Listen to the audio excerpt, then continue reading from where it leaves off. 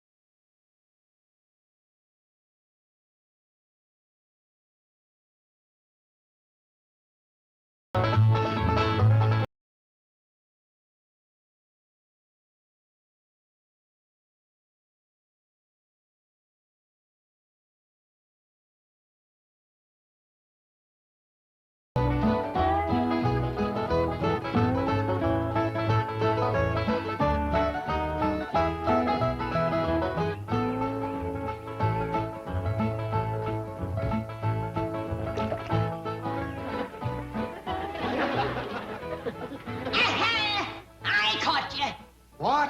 So you're the rascal that's been poisoning our pond. Get to your feet.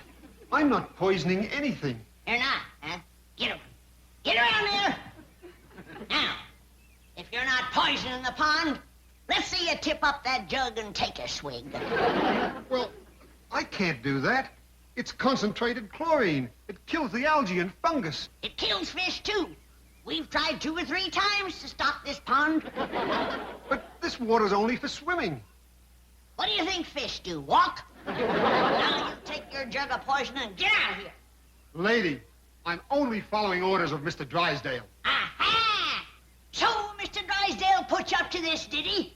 Yes, ma'am. And now, if you don't mind, I'm running a little late. You're running fast, that's how you're running.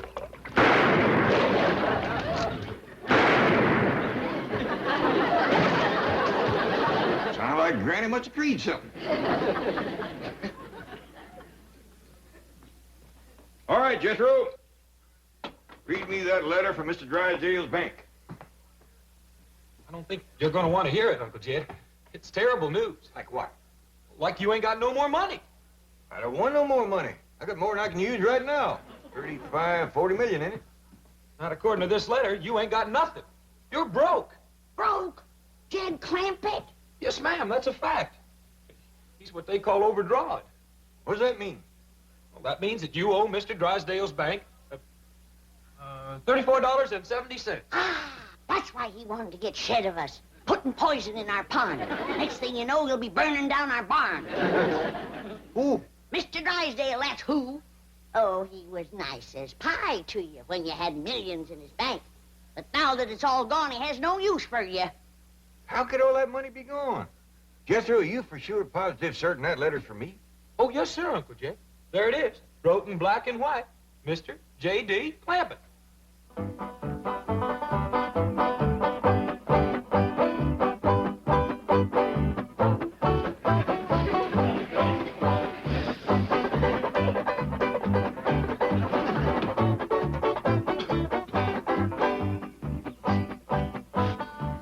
Why don't you go out and get yourself an honest job? Opal, an actor must keep himself available in case the studio calls. You've been available now for over 10 years and they ain't called you. Must you tell it to all the neighbors? Who's telling them? They already know you're a bum. I am an actor. You are a bum. Opal, you are going to regret that when my big break comes, and it's due. Charles Boyer has switched to character parts. So? So, who do you think is going to take his place as the suave, continental leading man? Not you, Jake. That Jacques. That jerk. Oh, maybe the good news is right here in this mailbox. Now, you listen to me. You open that box and you're going to pick up every single bill that falls out. Hold your apron, Opal. Why, I put up with this, I'll never know. Someday, this will all be fan mail. Can't even go home to Mother. We're living with her. Someday, I will open this bank statement, and it will say that I am worth $36,422,000. And that day, I will turn into Liz Taylor. It did say that. Did say what? I'm worth $36,422,000. Well, don't just stand there, Liz. Help me look. I'll tell you where your money went, Jed Clampett. Why you're flat busted broke. You're living too high on the hog. Hello? Could I speak to Mr. Drysdale, please? Oh, thank you very kindly. Mr. Drysdale done left for the bank. What do you mean, too high on the hog? That's what I mean, too high on the hog. Back home you used to holler 2 miles to your neighbor. Out here you can't even holler next door. You have to use an expensive telephone. Granny, I don't hardly think I spent $35 million on the telephone. Milkman, come. Want some? That's what I mean. Buying milk off of the truck instead of having our cow and squeezing our own. There you go, using your finger instead of your lungs. Well, now, Granny, the bank's about a 4 to 5 mile holler. Uncle Jed, I'll drive you down to the bank in the truck. That's the most sinful waste of all. Buying expensive gasoline for that fancy truck instead of walking a paltry 8 or 10 miles. I don't mind walking. Just got my shoes fixed. And you wonder where your money went. Granny, it's cheaper than buying him a new pair. Young'uns don't need shoes out here in Beverly Hills. That's one thing this place has got. Barefoot weather the whole year round. Morning, Pa. Can I ask you something? Sure, Ellie. There you are. There's the whole thing in a nutshell. Take a good look, everybody. Well, what's the matter, Granny? I was just fixing to give Wendell his breakfast. That's just it. Back home, we used to live off of possums. Out here, possums are living off of us. Fetch me my big lard barrel, Jethro. Lord barrel. Granny, you ain't fixing to fry Wendell, are you? No, child. I'm fixing to pack up our things and all our belongings and go on back home and stop this mad, crazy spending spree before we all end up in the poorhouse. Or maybe get poisoned from the poison pond. Poison pond? Well, Granny, me and Wendell was just going swimming. Well, save your swimming for the creek back home.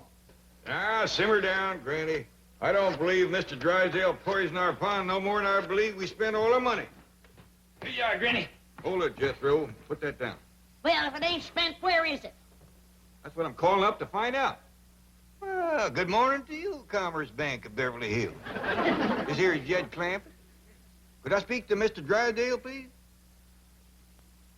Thank you, ma'am. Everything must be fine. It's real friendly. Mr. Drysdale's office?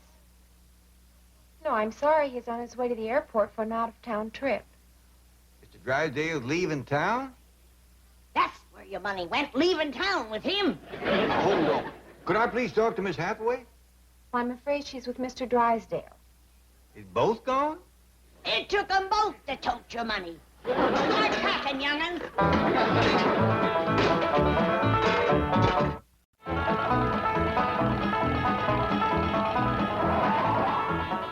Hey, you in that truck. You can't stop there. Move on. Well, but Mr. Policeman, we got business in the bank there. Move on or I'll give you a ticket. Oh, no, thank you. We already got a ticket for parking here. 2 of them. $5 ticket and a $10 ticket. Hey, Doggins, we should have brought him along. Move on or I'll give you a $20 ticket. Thank you very kindly, but we couldn't let you do that. What? We still got our pride, even though we is flat busted broke. Oh, you're vagrants. No, sir, we's Clampetts. I'm Jed, this Ellie Mae, and sitting next to her. Listen, you want me to run you in? Well, no, sir. You just stand aside. I'll walk in. See, we got business in there. Oh, you're not only traffic violators and vagrants, you're bum tech artists. Now get that heap out of here before I arrest a lot of you. You sure ain't being very friendly. We don't want your kind in Beverly Hills. Now move it. You wouldn't talk so sassy if I had my gun. Done. Drive on, Jethro. I got the feeling that we ain't welcome around here no more.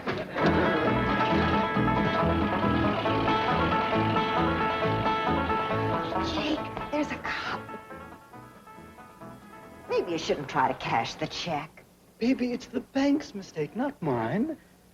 Besides, is a man with $36 million going to miss a few thousand? Yeah, but it still seems dishonest. It isn't your money. Baby, to get a break in Hollywood, you've got to put up a big front. This is my chance. Next week, when I'm a big star, I'll pay it back. I'll pay it back. Well, Janet, Mr. Drysdale is winging east. And that leaves you and me to man this nerve center of our mighty bank. A little frightening, isn't it? Yes, Miss Hathaway. Now, during the chief's absence, I shall occupy his office and you will remain at my desk. Miss Hathaway's office. One moment, please. It's the new teller, Mr. Wilson. He said there's a rather shabbily dressed man by the name of J.D. Clampett wanting to withdraw $10,000. Wilson, Hathaway here. Don't let appearances deceive you. Mr. J.D. Clampett is good for any amount up to $36,422,000. Glad to help. $36 million. Needless to say, he is Mr. Drysdale's favorite depositor. Oh, that reminds me. The chief is having some work done at the Clampett estate. New filtering system for the pool, repairs to the driveway. I'll get on the phone and see that these things are taken care of. How about it, Uncle Jed? We gonna pack up and go back to the hills? It's up to you to decide, Jed. You're the head of the clan. Whatever you say, go. What's it gonna be, Paul? Go back home or stay here? We're gonna stay here. No, we ain't. We're going back home. Jed's gonna whop you, Granny. I'd rather get whomped than poisoned. Or shot down by Mr. Drysdale's hired killers. What hired killers? That policeman out front of his bank. He was going for his gun when we drawed away. Let's go back and whomp that rascal. We'll feud the whole bank. Oh, wait a minute. Now, ain't nobody going nowhere or do nothing till I am dead for certain convinced that Mr. Drysdale has turned against us and he's trying to get himself rid of us. What does he have to do to convince you, Jed?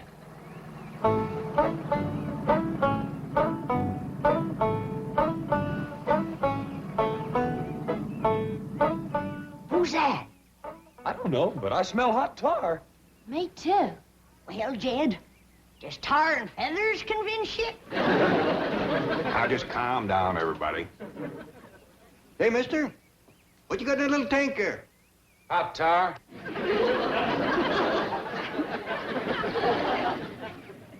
Is it for anyone in particular? Yeah, a fella named Clampett. This your idea, or did somebody put you up to it? Man named Drysdale hired me for the job. Well, Jed, heard enough?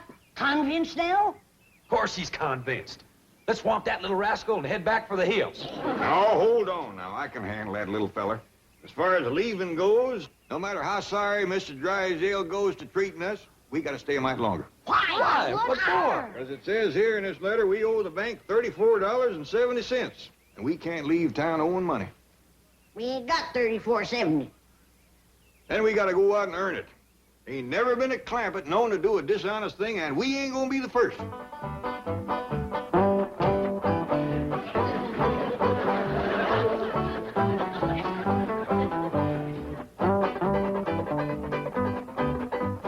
Don't you and your mother wait dinner for me, doll. I'll grab a bite at the studio commissary. What studio? Well, how can I tell until after I've weighed all the offers?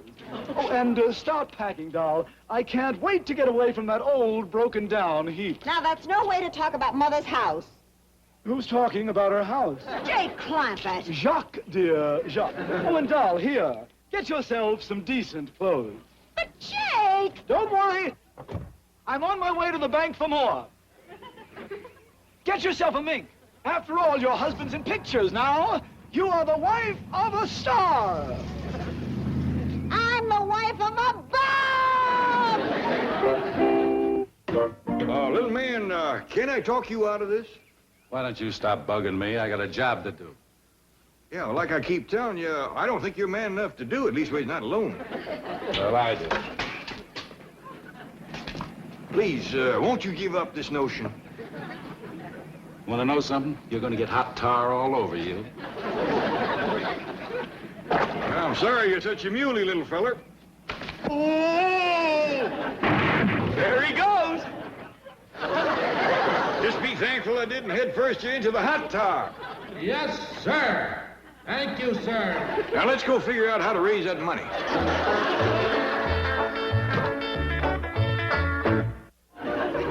How you coming, Jethro? Putting everything all together, and we got 80 cents. We owe $34.70. How much does that leave for us to have to earn? Well, let's see. 34.70. Naught, take away naught, leaves naught. 7, take away 8, leaves -1. 4, take away naught, carry over -1, and bring down the 3. Doggy, you sure can cipher. That's one thing we got out of Beverly Hills, a fine education for you. Where's my gun? Fetch my gun. Get me my gun. What's the matter now, Granny? I just caught another varmint out by the cement pond. Says he's gonna shut off our water. What for? Drysdale's orders. Says he's putting in a new system. I reckon that means he wants to get rid of us. Can't believe a man would be mean enough to thirst us out of here. I say it's feuding time. We've been provoked beyond human endurance. Well, howdy, Miss Hathaway. Give me that phone. I'll take it. Jed Clampett speaking. But, Mr. Clampett, how can you be at home? You were just downstairs drawing out another $10,000. What? Stay there. I'll call you right back. Well, Jake, you made it, just like you said you would. There you are in front of the movie cameras. Action. Cut. Thank you, Mr. Clampetts. Oh, thank you. Just one. This will be on the 5 o'clock news. Thank you so much.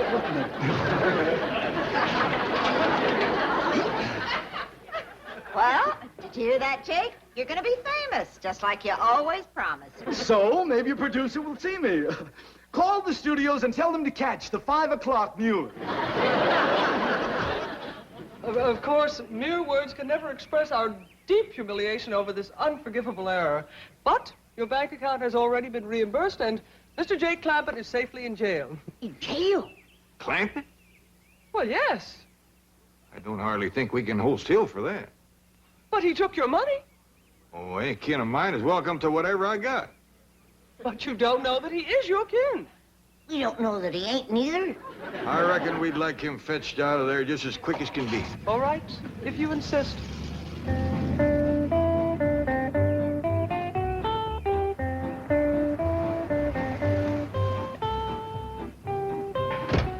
Now, this is what I mean by putting up a front. Wow, Jay. That's junk. I warn you not to try and take advantage of this situation. I am certain there is not the remotest possibility that you could be even distantly related to these wonderful people. And I am rushing back to the bank now to check you out thoroughly.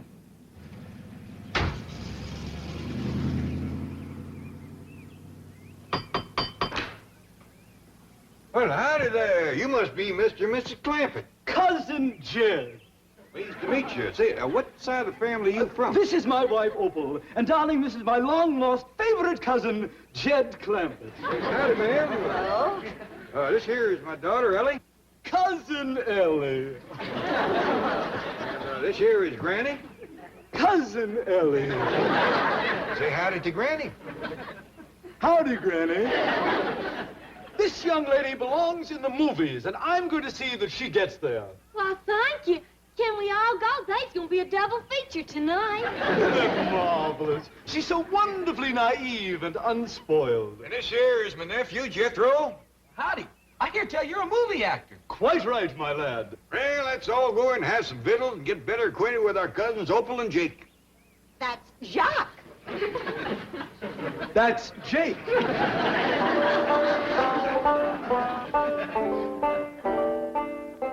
Wow, Jake, look at this room. Yeah, well, I reckon you being married to a movie actor, it ain't quite what you used to.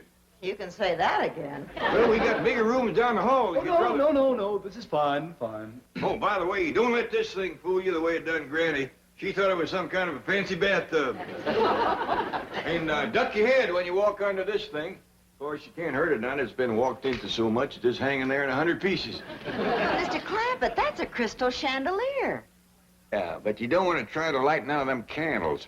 I reached up, stuck my finger in one of them one night to feel for the wick. Knocked me clean across the room. Well, it's electrically wired.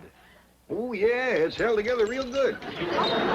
Well, that's one thing Jake doesn't have to worry about, being too tall. Yeah, I noticed that. He's about the shortest Clampett I ever did see. You can say that again. Short of money, short of talent. What'd you say, man?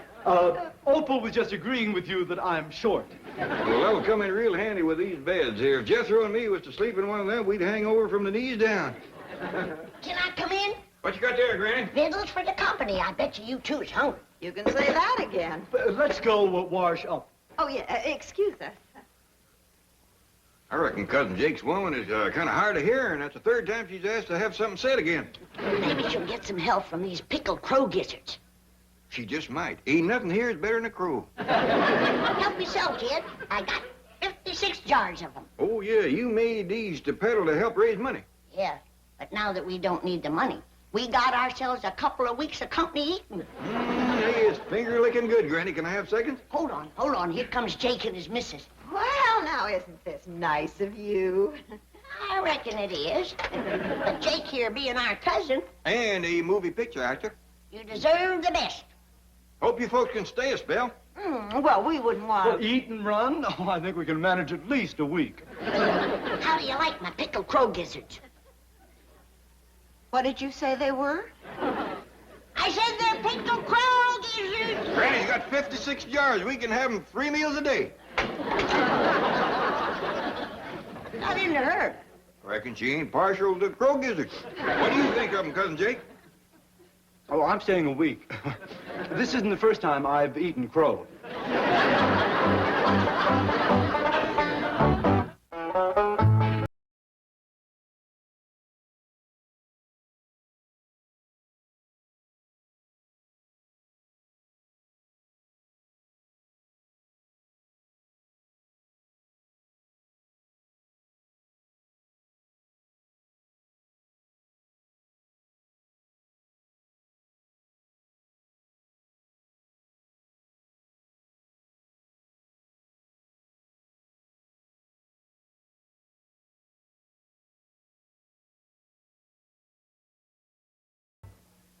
This has been a Filmways presentation.